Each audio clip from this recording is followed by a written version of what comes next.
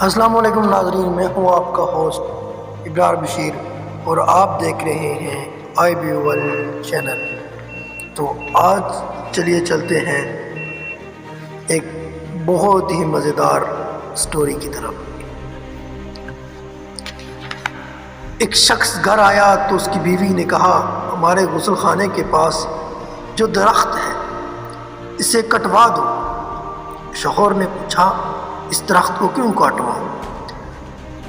بیوی بولی، میری غیرت گوارا نہیں کرتی جب میں غسل کر رہی ہوں تو پرندوں کی نظر مجھ پر پڑے۔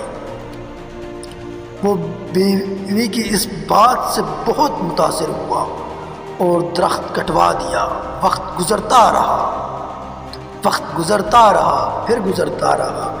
ایک دن وہ خلاف معمول اچانک گھر آیا تو دیکھا بیوی کسی مرد کے ساتھ مشغول تھی۔ اسے بہت دکھ ہوا۔ وہ اپنے گھر بار چھوڑ کر بغداد چلا گیا اور وہاں اپنے کاروبار شروع کر لیا۔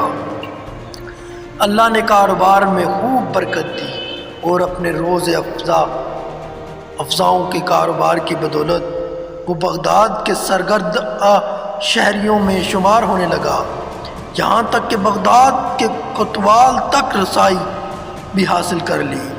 ایک دن کوتوال کے گھر چوری ہو گئی۔ اس وقت کی پولیس نے مجرم کا سراغ لگانے اور پکڑنے کی بہت کوشش کی لیکن ناکام رہی۔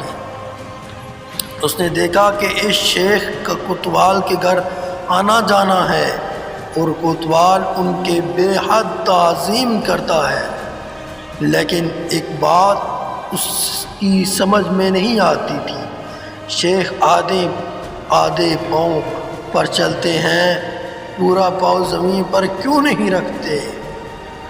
اس نے کسی سے وجہ پوچھی تو اسے بتایا گیا کہ یہ پورا پاؤں زمین پر اس لیے نہیں رکھتے کہیں کیڑے مکوڑے نہ کچل جائیں۔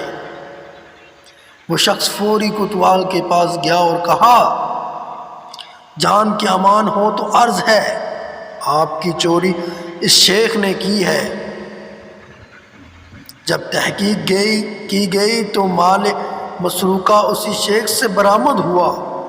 کوتوال نے حیرانی سے کہا، ہم نے تو کبھی سوچا بھی نہیں تھا کہ یہ شیخ بھی ایسا کر سکتا ہے، تو کیسے معلوم ہوا؟ اس نے کہا، میرے گھر میں ایک درخت تھا جس نے مجھے نصیحت کی تھی، جو لوگ ضرورت سے زیادہ نیک نظر آنے کی کوشش کرتے ہیں وہ عموماً نیک نہیں ہوتے۔